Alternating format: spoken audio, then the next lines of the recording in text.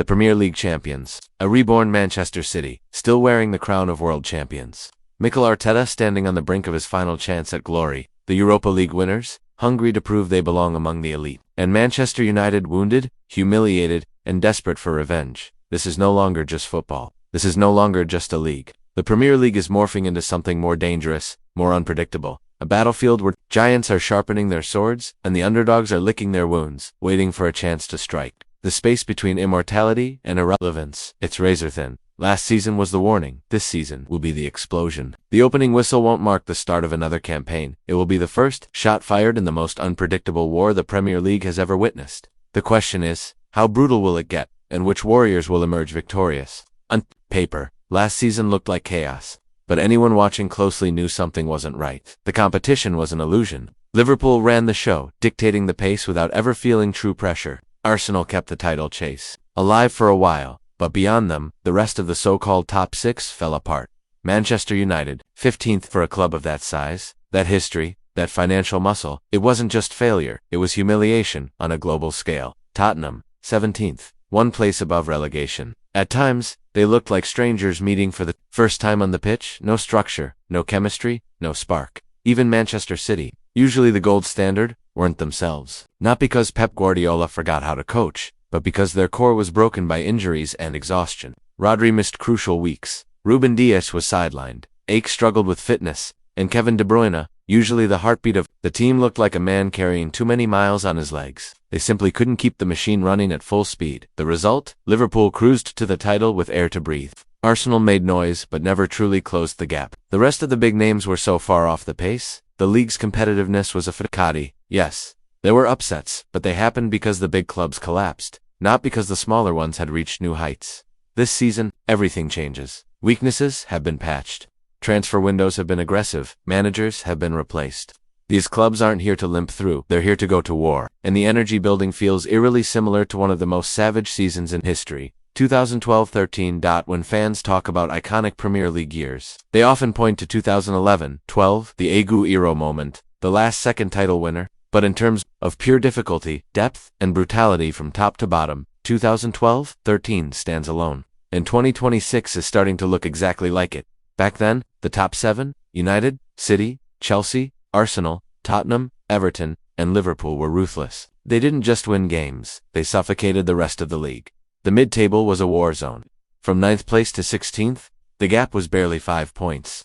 One bad week, and a team could freefall from 10th to 15th overnight. No breathing room, every point was life or death. And at the bottom, the story was even more brutal. Queen's Park Rangers, dead last, finished with just 25 points and only 4 wins all season. Reading, second from bottom, had 28. The top teams had squeezed every drop of space out of the table. You either kept up or you were crushed. Now, as the 2026 season dawns, the parallels are impossible to ignore. The giants are rebuilt, the underdogs are desperate, and the battlefield is set. What's coming isn't just a title race, it's survival, revenge, and legacy all colliding in one savage campaign. Every single team back then had a personality, an identity you could feel the moment the whistle blew. There were no free points, no games you could switch off for, no easy fixtures. Even a mid-table side could bloody your nose if you came in unprepared. And this season, it's starting to feel like we're right back in that kind of war zone. The big clubs aren't just patching holes, they're upgrading the entire ship. They're signing serious top-tier talent, building depth, and coming in with a win-everything mentality. That's dangerous because if the top 7 or 8 clubs all hit form at the same time, it's chaos. It's a nightmare for the rest of the league. When the elite are all sharp and hungry, you can't hide. You either fight or you get buried. And leading this charge into the storm, Manchester City. Last season, for the first time in years, City weren't the relentless machine we've come to expect. Not because they forgot how to play, but because the system itself cracked. Pep Guardiola had to rebuild in real time.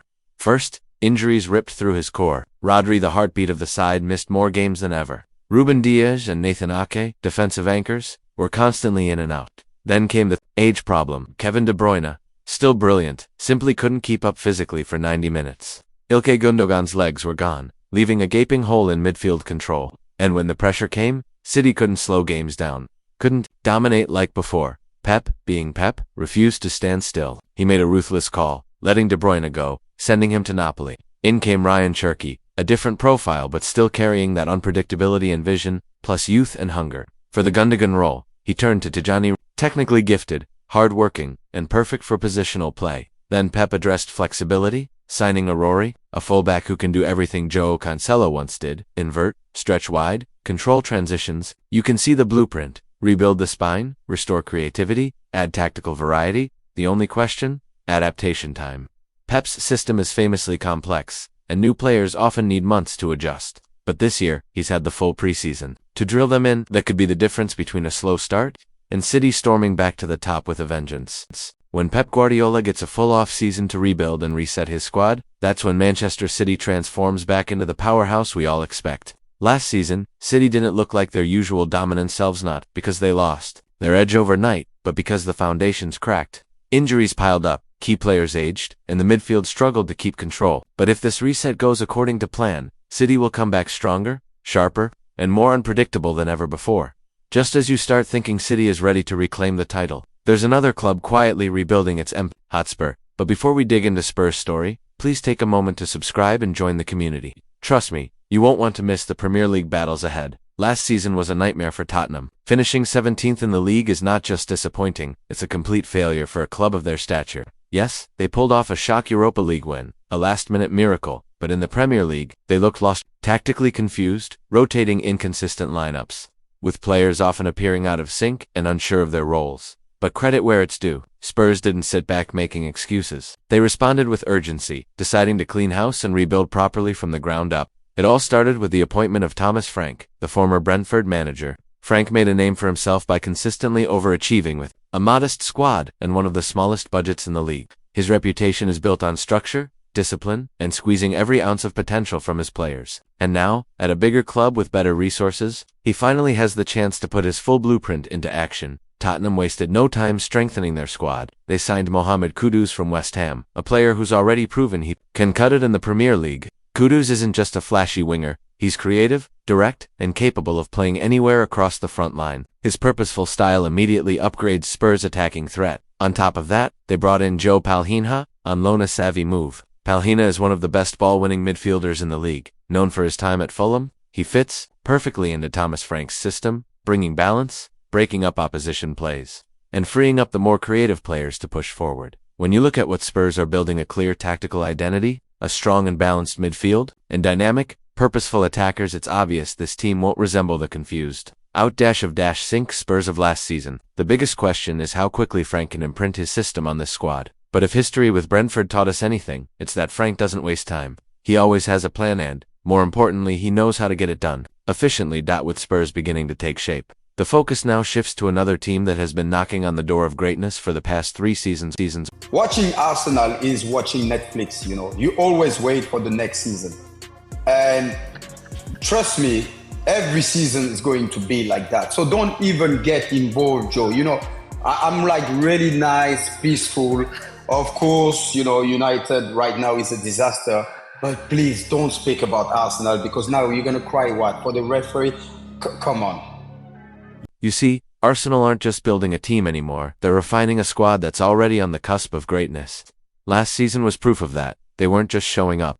They were serious contenders in the title race, pushing hard and staying competitive right until the final stages. But what ultimately held them back? The answer lies in consistency and squad depth. Liverpool managed to pull away in the crucial moments, and Arsenal ran out of effective solutions when injuries hit key players. It wasn't a failure of the overall plan or philosophy. It was simply a lack of strong alternatives when the main pieces were sidelined. Mikel Arteta understood this challenge perfectly. Rather than making rash or headline-grabbing moves, he chose to act with precision and care. His approach was surgical: no flashy signings, no wasted resources, just carefully targeted upgrades to fill the exact gaps that limited Arsenal last season. And that's why this season is so critical. Arsenal are no longer chasing, they're looking to seal the deal and claim the title.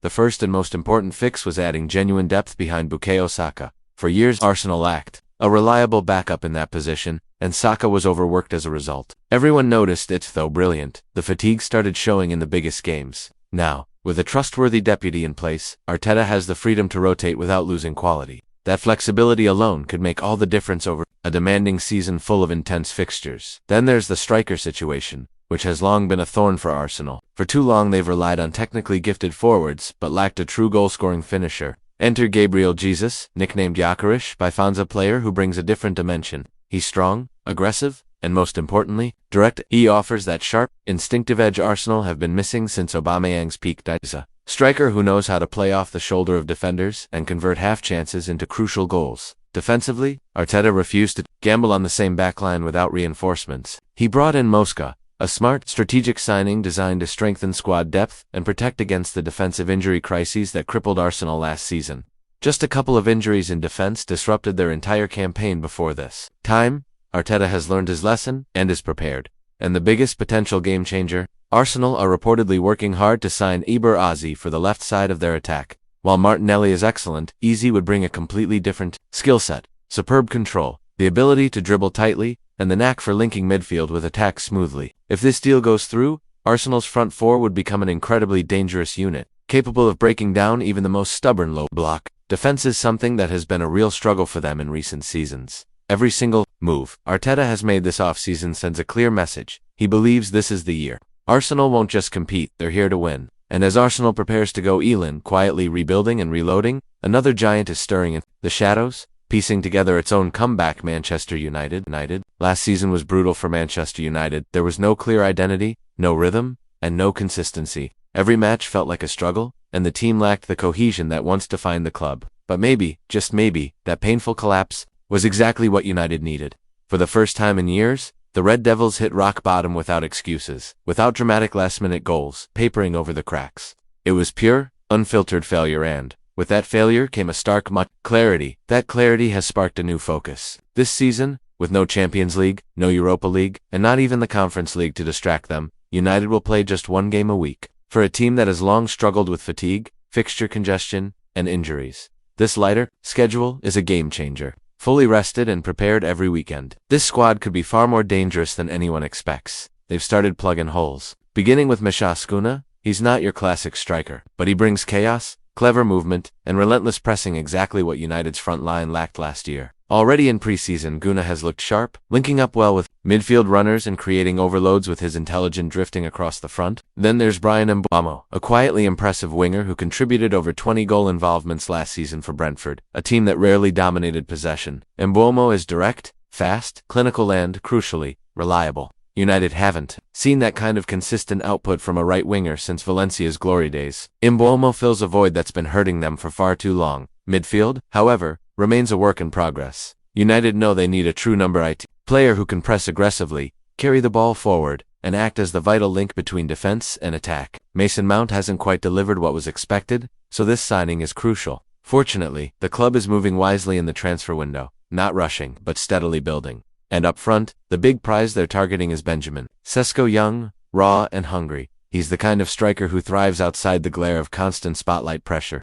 United haven't had a striker combining height, pace, and clinical finishing like Sesko in over a decade. If they land him, it will be a true game-changer. Here's the kicker: United have absolutely nothing to lose this season. No crushing European commitments, no sky-high expectations, just a squad quietly rebuilding week by week. Ignore them, and they might catch you slipping while United quietly rebuild their identity. Chelsea are on a mission to completely redefine theirs.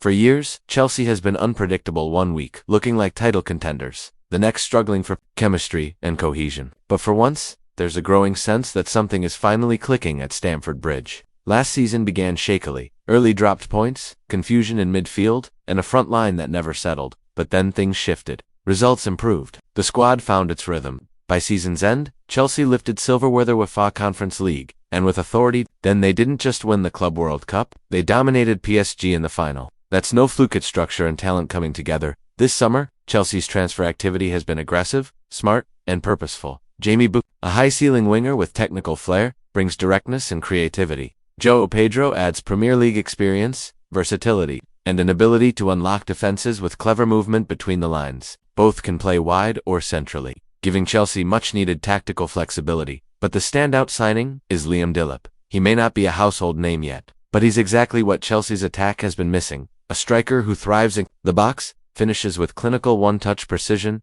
and isn't afraid to physically challenge defenders. For too long, Chelsea has relied on makeshift forwards or strikers who simply couldn't score. Delap brings back the instinctive goal-scoring presence they've lacked since Diego Costa's heyday at the back. They've also added Gerald Hatou to shore up their defense, aiming to balance out the squad and improve stability.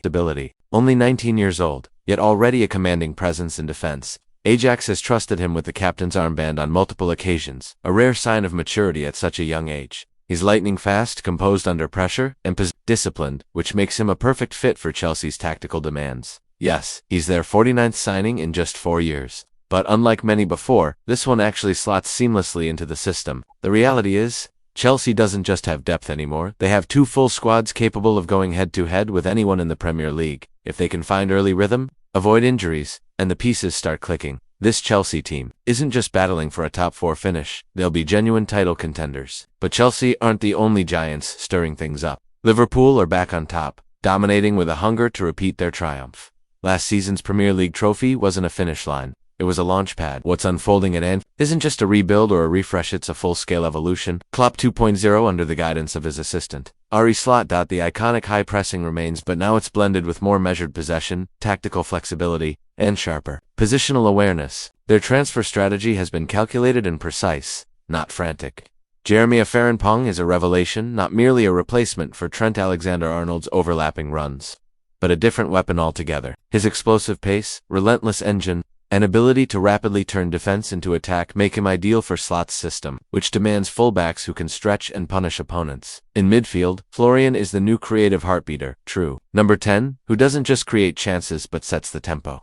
He's the player who can unlock the most stubborn defenses with deft passes and change the rhythm of the game at will. Up front, Hugo Eck brings controlled chaos, direct, aggressive, fearless in one-on-ones, the kind of forward who unsettles defenders and creates space for others. The potential icing on the cake? Alexander Isak. Liverpool is closing in on signing him, and if that deal happens, it transforms their attack into the most complete and versatile it's been in years. Isak's intelligent movement, sharp link-up play, and coolness in front of goal would add a new dimension to an already potent front line. Defensively, Liverpool has shored up depth too. Kirk, signed as cover for the left-back spot, is dependable, comfortable on the ball, and fits seamlessly into the tactical framework. When you put all these pieces together, what emerges is not desperation but dominance. Liverpool isn't chasing a title, they're hunting total control, aiming to be relentless, unstoppable, and unbeaten. And right now, that's a nightmare for every other team. This season's top 4 race isn't a sprint, or even a marathon, it's an all-out war. Every contender believes they deserve a Champions League spot. Every squad has spent heavily and built not just to compete, but to dominate. The margins for error are razor thin. A bad week could cost a manager their job. A single dropped point at home might derail a season. One missed chance could be the difference between finishing 4th and 7th. Unlike previous seasons where a clear elite separated themselves, that gap has all but vanished. Now, 7 teams are fighting for just 4 spots. Someone's going to fall, likely more than one. And that's precisely what makes the 2026 Premier League season one of the most thrilling and unpredictable in history. It's not just a battle for the title, it's survival at the summit. What do you think? Which team will rise above the chaos and claim the top spot? Drop your thoughts in the comments below. And don't forget to subscribe to the channel for more in-depth Premier League analysis. Also, check out our last video exploring Arsenal's legendary 2004 squad. Thanks for watching.